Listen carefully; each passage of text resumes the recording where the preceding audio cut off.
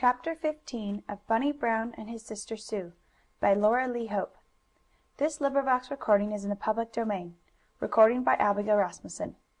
Chapter 15 George Watson's Trick. The day of the party for Splash, the dog, came at last, though Bunny Brown and his sister Sue were so anxious for the time to arrive that it seemed very long indeed. But everything comes if you wait long enough, so they say, and finally the time for the party came. "Oh, what a fine day!" cried Bunny, as he ran to the window on the morning of the day of the party. "The sun is shining, Sue." "That's good," answered his sister from her room. "A party is no fun in the rain." "And there's wind enough to fly the kites," went on Bunny. He and some of his little boy friends had talked over what they would do at the party. "The girls will want to play with their dolls," said Harry Bentley. "Well, we don't want to do that," observed Charlie Star. "What can we do?" "We can make kites and fly 'em," Bunny said. And so this was what he and the boys at the party would do while the girls were playing with their dolls. So Bunny was now glad to notice, as he looked from the window, that the wind was blowing, not too hard, but enough to fly kites. The two children were soon dressed and down at the breakfast table, but they did not eat as much as usual, and Bunny left more than half his oatmeal in his dish. "Why, Bunny, what is the matter?" asked his mother. "I guess they are thinking so much about the party that they can't eat as they ought," Aunt Lu said. "Oh, but that isn't right!" Mother Brown exclaimed. "Come, Bunny, Sue, eat a nice breakfast, and then you may fix up the lawn in any way you like for your party."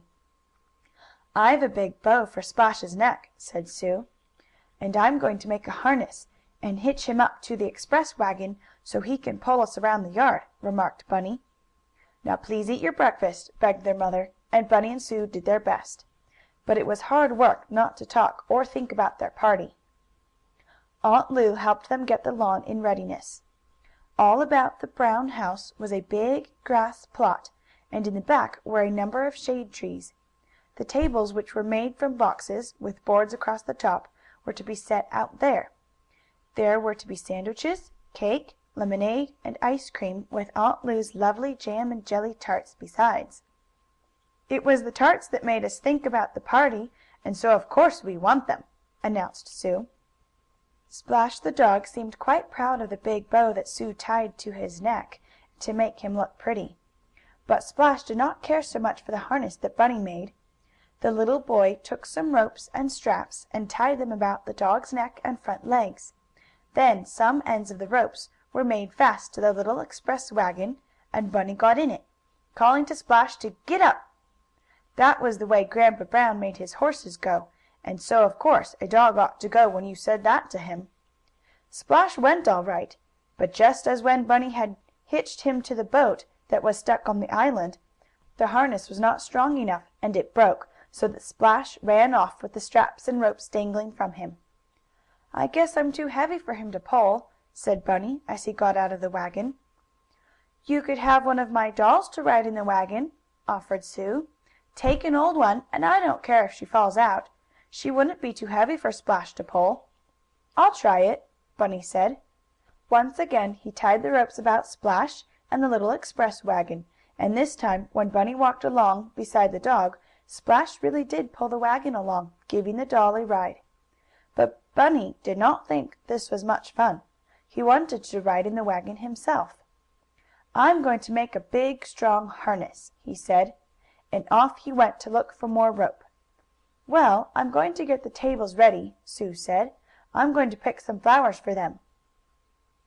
Aunt Lu, with the help of the cook, had made the wooden tables, which were boards over boxes. White cloths were now spread on them, for it was nearly time for the party. The things to eat would not be set out until the party guests came. Sue loved flowers, and she picked them from the fields and woods whenever she saw any to gather. Not far from the Brown home, in fact, in the next lot to the lawn, was a field in which grew daisies, buttercups, clover and other wild flowers. Sue picked many of these, and she and Aunt Lu put them in pitchers and vases of water, and set them on the tables. There were two tables, one for the girls and one for the boys. Bunny had asked that this be done. "'Cause the girls will bring their dolls to the table," he said, "and we fellows don't want to eat with a lot of dolls." "Oh, you funny boy!" laughed his mother, but she had let him have his way. So Aunt Lu and Sue had 2 tables to decorate with flowers. While they were doing this, Bunny was trying to make another harness for Splash, so the dog could pull the express wagon with the little boy in it. But Bunny did not have very good luck, or else Splash pulled too strongly, for one harness after another broke, until Bunny gave up. "I'll save my money and buy a harness at the store," he said. "There, I think we have flowers enough, Sue!" exclaimed her aunt, as she looked at the tables. Indeed, they were very pretty, and they would look even better when the dishes and the good things to eat were put on. "Isn't it 'most time?" asked Bunny, after a bit. "I'm getting hungry." "Oh, you must wait for the company," his mother told him. "They will soon be here." And a little later Sadie West and Helen Newton came. When they saw how pretty the flowers looked on the table, they exclaimed: "Oh, how nice!" "Where is Splash?" asked Sadie. "I've brought him a bone." And so she had, all wrapped in waxed paper from the inside of a cracker package, and on the bone, just as she had promised, was a pink ribbon. "Here, Splash! Splash!" called Bunny, who had given up trying to make his pet pull the express wagon. The dog came running up from the far end of the yard. "See what Sadie has brought for your party?" laughed Bunny. Splash took the bone, but the ends of the ribbon got up his nose, and he sneezed in the queerest way, which made the children laugh. "I guess Splash doesn't like too much style," said Sadie, who was older than Bunny and Sue. "I wonder how he'll like my dog biscuit," remarked Helen Newton, as she unwrapped it from the paper. "I put a red bow on it. Do you like red better than pink, Splash?" The dog, who was gnawing the bone Sadie had brought him, looked up and wagged his tail. He must have thought it was fine to have so many good things to eat, even though he did not understand about the party. He sniffed at the dog biscuit, which is a sort of cake, with ground up meat, and other good things in it that dogs like. Then Splash would gnaw a little on the bone, and afterward nibble at the hard biscuit. "Well, Splash is enjoying himself, anyhow," said Aunt Lu, as she came out to begin setting the tables. Soon after this a number of the boys and girls came. There were 10 girls and 6 boys, though 10 boys had been invited. But though all the girls came to the party given for Splash, all the boys did not. It often is that way at parties, isn't it? More girls than boys, but the boys don't know what fun they sometimes miss. "Play some games, children," said Mrs. Brown. "Run about and play, and then it will be time to eat. Aunt Lu and I will put on the cake and other goodies." "Let's play tag," said Sue. "And after that hide and go to seek," Bunny called. "And puss in the corner," added Sadie West. One after the other they played the games, running about on the grassy lawn, and having great fun. Splash dug a hole and hid his bone, after gnawing on it as long as he cared to. He ate all the dog biscuit, and then Bunny got a ball which Splash would run after when it was thrown. Bunny and his boy friends played the ball game with the dog, while the girls, after having tired themselves with the lovely games, like tag, brought out their dolls and dressed and undressed them. "When are we going to fly the kites?" asked Charlie Star. "We can do it now," Bunny answered. Each boy had made himself a kite, which he brought with him.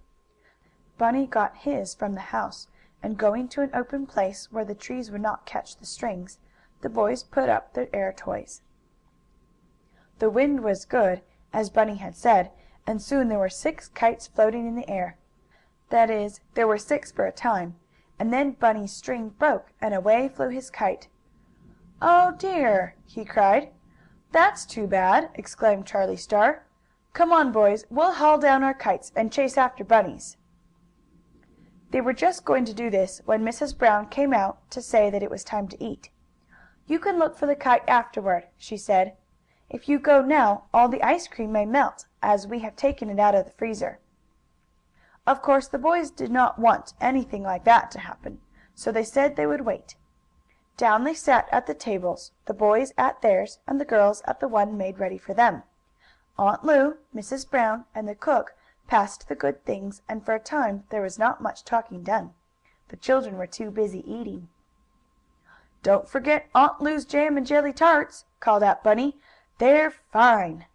And when they had been passed around, all the guests at the party said Bunny was right, and that the tarts were just fine. "I'm so glad you like them," said Aunt Lu, very much pleased. Bunny wanted to give a Punch and Judy show with Sue after the meal was over. He said he could wear the big, hollow lobster claw and make himself look very funny. "But I think I wouldn't, not now," his mother remarked. "You would have to build a little booth, or a place for you and Sue to get inside of, and we haven't time for that. Just play some easy games." "All right," agreed Bunny.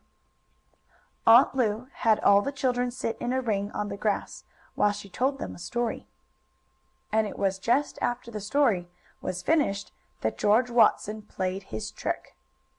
George had not been invited to the party, because he was too old, Mrs. Brown said. Perhaps this had made George rather angry. At any rate, when the children were thanking Aunt Lu for the nice story she had told them, there was suddenly tossed over the fence, right into the midst of them, a pasteboard shoe box. It fell near Bunny's feet, and he jumped back, he was so startled. "Who threw that?" Bunny asked. "George Watson did," said Charlie Star. "I saw him walk up along the fence and throw it over." "What is it?" asked Sue.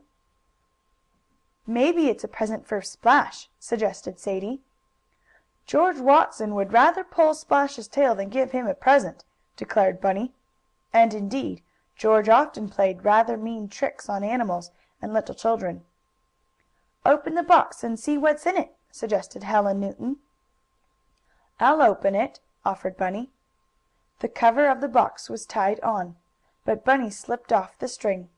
As he lifted the cover, Sue, who stood behind her brother, looking over his shoulder, exclaimed: "Oh, it's alive! It's alive! Look out, Bunny! There's something alive in that box, and it might bite you!" Chapter 15.